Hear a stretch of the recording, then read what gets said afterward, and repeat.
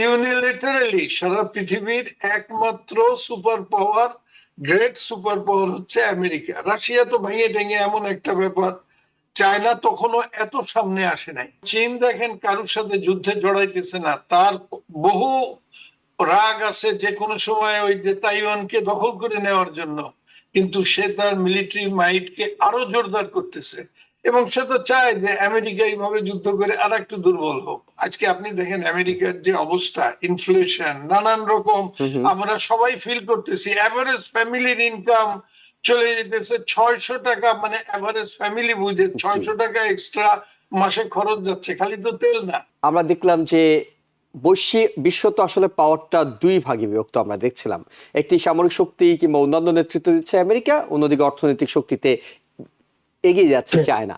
সেই চায়নাতে আমরা দেখলাম আমাদের প্রেসিডেন্ট গেলেন, তার পরপরই এখন পুতিন সেখানে ছুটে গেলেন। অর্থাৎ মনে হচ্ছে যে সব কার্ড চায়নার হাতে।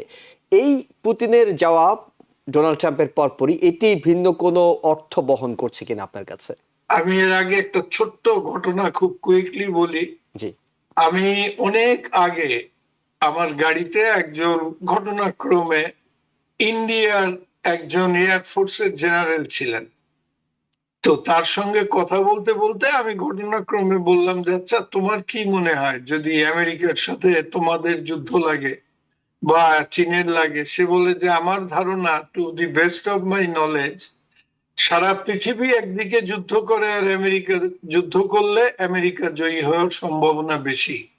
এই আমেরিকারে আজকে 3 মাস পর্যন্ত ইরান আটকায় রাখছে।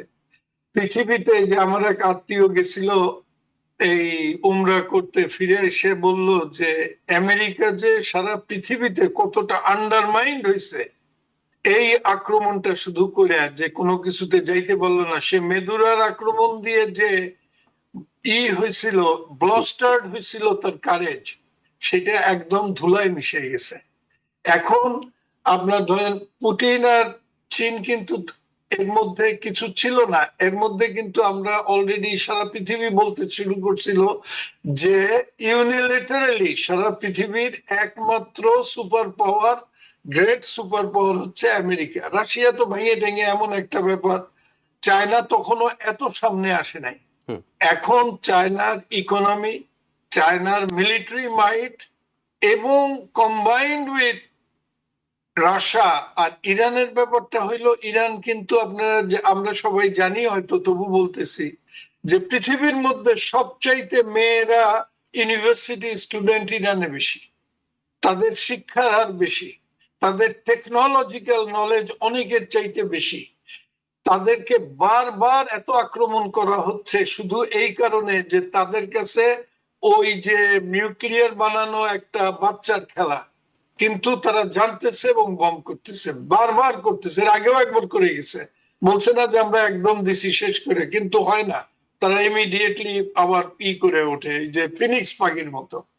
তো সেই জন্য ওখানে এখন ওরা চিন্তা করতেছে একটা আর একটা অক্ষশক্তি করার জন্য কম্বাইনলি। যেমন চীন দেখেন কারোর সাথে যুদ্ধে জড়াইতেছে না, তার বহু রাগ আছে যে কোনো সময় ওই যে তাইওয়ানকে দখল করে নেওয়ার জন্য, কিন্তু সে তার মিলিটারি মাইটকে আরো জোরদার করতেছে এবং সে তো চায় যে আমেরিকা এইভাবে যুদ্ধ করে আর একটু দুর্বল হোক। ইভেন সে অন্তর থেকে হয়তো এটাও চাইতে পারে যে যুদ্ধ করে রাশিয়াও একটু দুর্বল হোক। এরা আমার কাছে সবাই সালাম আদাব, আগে যেমন আমরা সবাই সালাম ঠুকতে যাইতাম আমেরিকায়, এখন আমার কাছে এসে সালাম ঠুকুক। এবং এটা সত্যি কথা, যদি কোনো কারণে এট সাম পয়েন্ট যদি ইরানকে রক্ষা করার জন্য, তারা তো অনেক কিছু করছে, আমেরিকা নিজেই তাদেরকে বলছে যে তোমরা এই যে জ্যামিং ইকুইপমেন্ট দিয়ে বিভিন্ন স্যাটেলাইট থেকে তাদেরকে হেল্প করতেছো, এবং অনেকে বলে এই সমস্ত টেকনোলজি দিয়ে তারা হেল্প করতেছে। তো তারা যদি পাশে থেকে হেল্প করতে থাকে তাইলে, এবং আরেকটা মিসলিডিং নিউজ আজকে এই খবরে দেখলাম, ওই যে ডিপোস্ট সেই পাহলাভি ফ্যামিলির বড় ছেলে রেজা পাহলাভি এক জায়গায় আজকে একটা পডকাস্টে সাক্ষাৎকার দেওয়ার সময় বলতেছিল যে তাদের সাংবাদিক জিজ্ঞেস করছে, তুমি মাত্র কয়দিন আগে বললা যে 50,000 আরজিসি, ওই যে ওদের যে এলিট বাহিনীটা, তারার বড় বড় কমান্ডার সহ 50,000 আরজিসি বাহিনীর লোক রেডি, শুধু আমেরিকা বম্বিং করবে, সঙ্গে সঙ্গে সবাই তারা বিদ্রোহ করে এই রিজিমকে ফেলে দিবে, পারে নাই।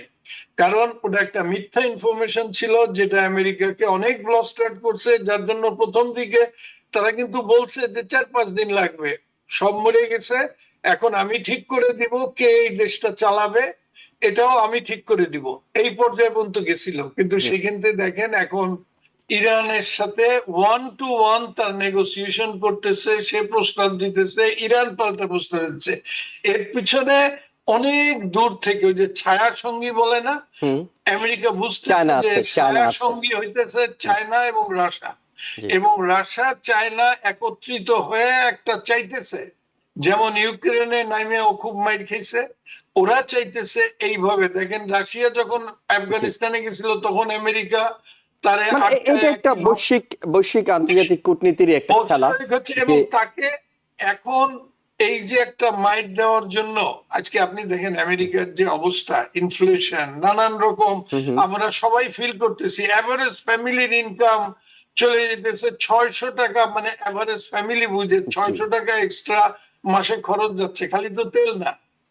এবং আজকে আপনারা দেখছেন কিনা জানি না, আজকে সিনেটে কিন্তু আর একটা বিল পাস হয়েছে, সেটা রিপাবলিকানরা সাইড ক্রস করে 50 রিপাবলিকান সিনেটর ভোট দিছে ওয়ার পাওয়ার অ্যাক্টের মানে প্রেসিডেন্টের এগেনস্টে, এবং এ পাশে ছিল 47 রিপাবলিকান, একজন ডেমোক্রেট অবশ্য ক্রস করে ওই দিকে গেছে, আর রিপাবলিকান এরা এই পাশে প্রায় 4 জন এসে 50 করছে, করে আজকে এই প্রস্তাবটা কিন্তু পাস হয়েছে যে ওয়ার পাওয়ার্স অ্যাক্ট, যে ট্রাম্প নতুন করে কোনো যুদ্ধ করতে গেলে কংগ্রেসের পারমিশন নিতে হবে।